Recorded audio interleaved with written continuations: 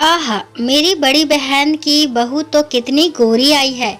मैं भी अपने सुमित की जब शादी करूंगी तो ऐसी ही गोरी बहू लेकर आऊंगी जिसका रंग दूध जैसा उजला हो। अरे तुम भी क्या बात लेकर बैठ गई। जब से अपनी बहन के घर से आई हो तब से बस गोरी बहू एक ही रट लगा रखी हो। क्यों ना लगाऊं रट, एक ही तो बेटा है मेरा। कम से कम उसकी शादी में तो मन की सारी इच्छा पूरी करूंगी। देखना, ऐसी बहू लेकर आऊंगी कि दुनिया देखती रह जाएगी। कौशल्या जी जब से अपनी बड़ी बहन के घर से लौट कर आई है तब से बस एक ही ख्वाब मन में लिए बैठी है कि जैसे उनकी बड़ी बहन की गोरी बहू और सुंदर आई है वैसे ही उनकी बहू भी बहुत गोरी और सुंदर हो। कौशल्या जी श्रवण जी की पत्नी और सुमित और शालिनी की माँ है। सुमित भी गोरा सुंदर बाका जवान है जो हाल फिलहाल ही सरकारी नौकरी पर लगा है और जिसके लिए कौशल्या जी जान लगा करके लड़की देखने में लगी हुई है।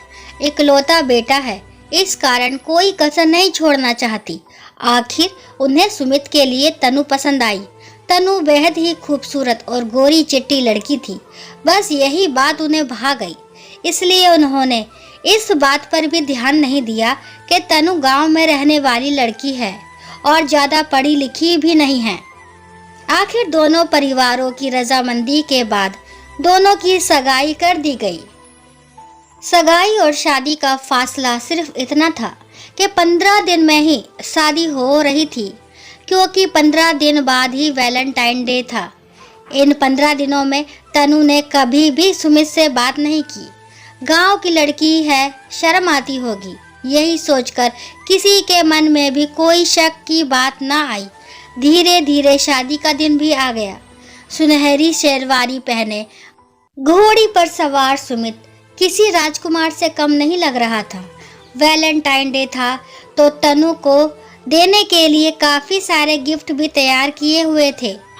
हर कोई हंस रहा था, अरे कहाँ गिफ्ट दे पाओगे, गांव में कोई बुरा मान गया तो फेरों के बाद जब दुल्हन हमारी हो जाएगी तब दे देंगे और बात को हंसकर टाल देते हैं। यूं ही हंसते गाते बारात चल पड़ी तनु के घर की तरफ। गांव में बारात में महिलाओं का निमंत्रण नहीं होता, इस कारण सुमित की छोटी बहन और घर की छोटी बेटियां ही बारात में गई थी। बारात वहां पहुंची तो उनका काफ़ी अच्छे से स्वागत किया गया। धीरे धीरे वरमाला का समय हुआ तो दुल्हन को बुलाया गया। जब काफ़ी देर तक दुल्हन नहीं आई और उसके माता पिता नज़र नहीं आए तो सुमित और उसके पिता तनु के पिताजी के पास गए। अंदर जाकर देखा तो उसके पिता आंखों में आंसू लिए बैठे हुए हैं और तनु की माँ रो रही है। क्या बात है, आप इस तरह से क्यों बैठे हुए हैं? बहुत दुखी लग रहे हैं। आखिर हुआ क्या है? तनु के पिता से कुछ कहते ना बना। आखिरकार उसके भाई ने हिम्मत करके बताया कि तनु किसी लड़के को पसंद करती थी और वह उसके साथ भाग गई। इतनी बड़ी बात आपने हमसे छुपाई। यहाँ हमें क्या बेइज्जत करने के लिए बुलाया था? हमें माफ़ कर दीजिए समधी जी। कैसे समधी जी? कौन से समधी जी? आपने तो हमारी इज्जत का तमाशा कर दिया। अब क्या बारात खाली हाथ लेकर जाएं? बात बढ़ती देखकर गांव के पंचों ने और बारात में आए बड़ों ने बीच बचाव किया और निर्णय ये हुआ कि तनु की छोटी बहन विजेता का विवाह सुमित के साथ कर दिया जाएगा, जिससे बारात खाली हाथ ना लौटे। आखिर अपने परिवार की इज्जत के लिए सुमित ने भी हाँ कर दी। विजेता तनु जितनी गोरी नहीं थी पर सुंदर तो बहुत थी। सांवला सुलौना रंग, तीखे नैन नक्श, कमर तक लहराते बाल। विजेता किसी भी मामले में कम नहीं थी। आखिरकार विजेता की शादी सुमित के साथ कर दी गई और वे विदा होकर ससुराल आई। सुमित की माँ जब दुल्हन को लेने के लिए आई तो दुल्हन को देखकर उन्होंने अपने पति से कहा, ये मेरी बहू नहीं है। ये किसे ले आए आप? मेरी बहू काली नहीं थी। तभी सुमित के पिताजी कौशल्या जी को जबरदस्ती खींचते हुए कमरे में लेकर गए। भाग गई तुम्हारी वह नालायक गोरी बहू। धोखा हुआ है हमारे साथ। अब बारात को खाली तो ला नहीं सकते थे, इसलिए लेकर आए हैं इसे। अरे तो लौटा लाते खाली बारात, ये काली बहू क्यों लाए? मेरे बच्चे की जिंदगी बर्बाद कर दी आप लोगों ने। अरे तुम तमाशा मत करो, घर में इतने मेहमान मौजूद हैं। कह रहा हूँ चुपचाप जाकर दुल्हन को अंदर लेकर आ जाओ। इस बच्ची ने हमारी इज्जत रखी है, तो तुम भी इसका कुछ मान रखो। उस समय तो कौशल्या जी अपने पति की बात मानकर अनमने मन से बहू को अंदर ले आई और जैसे तैसे मन मारकर रस्मों रिवाज पूरी किए।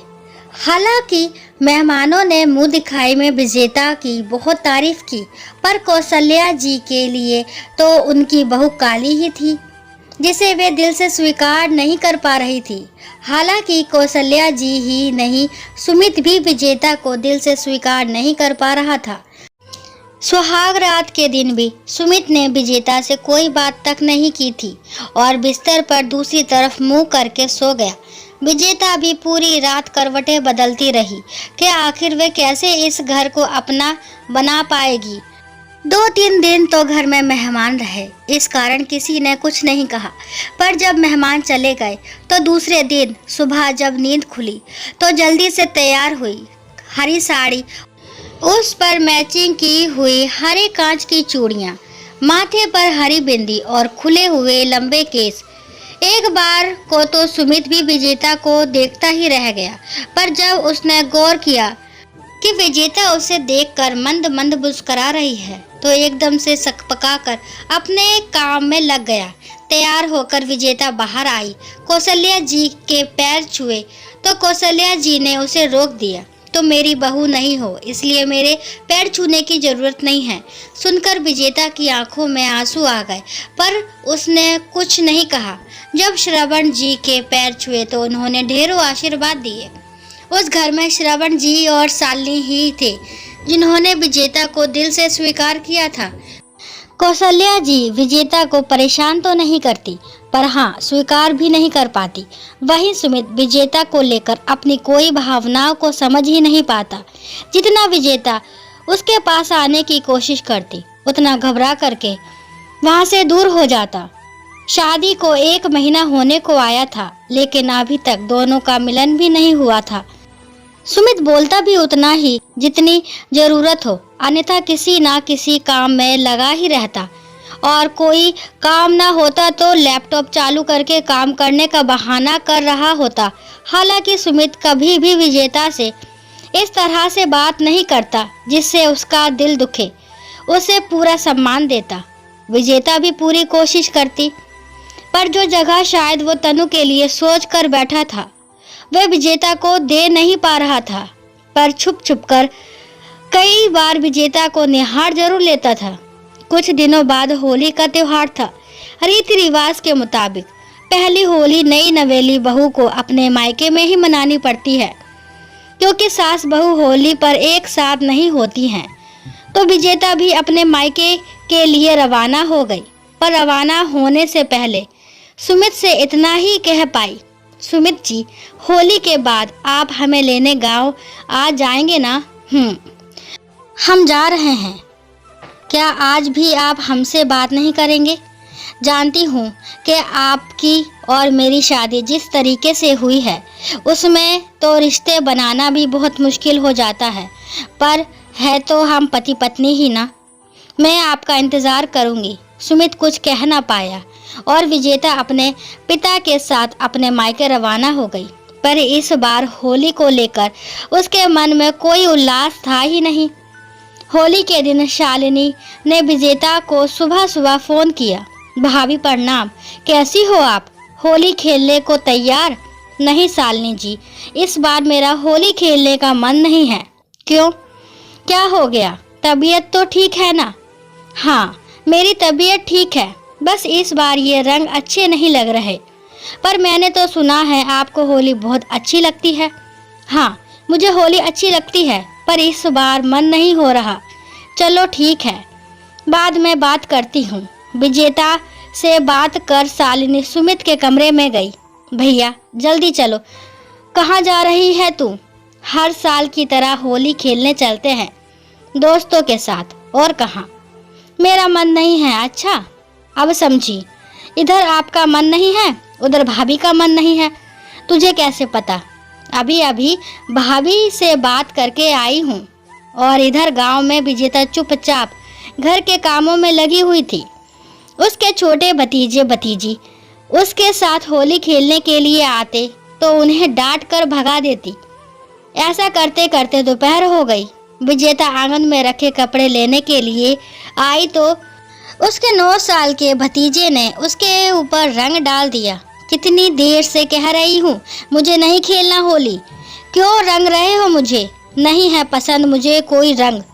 वह इतनी जोर से चिल्लाई कि बेचारा बच्चा सहम सा गया। तभी अचानक उसके ऊपर किसी ने बाल्टी भरकर रंग डाल दिया। गुस्से में विजेता पीछे पलटी तो देखकर हैरान रह गई। सुमित खड़ा मुस्कुरा रहा था।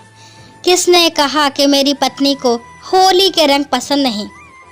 मुझे तो मेरी पत्नी हर रंग में पसंद है। सुमित जी आप? हाँ मैं। मुझे अपनी गलती का एहसास है। मेरी सावली सलोनी हर रंग में खूबसूरत लगती है। आइंदा मत कहना कि तुम्हें कोई रंग पसंद नहीं और अब तक यूं ही भूत बनकर खड़ी रहोगी। अब तो मुस्कुरा दो। बेचारे बच्चे को डरा दिया। आपको तो हम पसंद नहीं थे ना? विजेता ने चिढ़ते हुए कहा। किसने कहा कि तुम मुझे पसंद नहीं थी? बस समझ नहीं पा रहा था। अच्छा, छोटे बच्चे हो क्या? ओह, मैडम नाराज हो गई। हाँ नाराज हूँ, ठीक है, हक बनता है तुम्हारा। वैलेंटाइन डे पर ना सही, होली पर ही सही। आज पूछता हूँ, क्या तुम मेरी वैलेंटाइन बनोगी? इतनी आसानी से तो नहीं। तो फिर कैसे? विजेता ने पास रखी रंग की बाल्टी उठाई और सुमित के ऊपर उड़ेलते हुए कहा। ऐसे सचमुच वह होली विजेता और सुमित के लिए एक यादगार होली बन गई, क्योंकि वह पहली होली प्यार और शरारत के रंगों से रंगी हुई थी। दोस्तों, आशा करती हूँ ये कहानी आपको पसंद आई होगी। अगर कहानी पसंद आती है तो प्लीज़ मेरे चैनल को लाइक, शेयर और सब्सक्राइब करना ना भूलें। और इस कहानी के बारे में आपके क्या विचार है कमेंट बॉक्स में ज़रूर बताएं। और कहानी को लास्ट तक सुनने के लिए थैंक यू।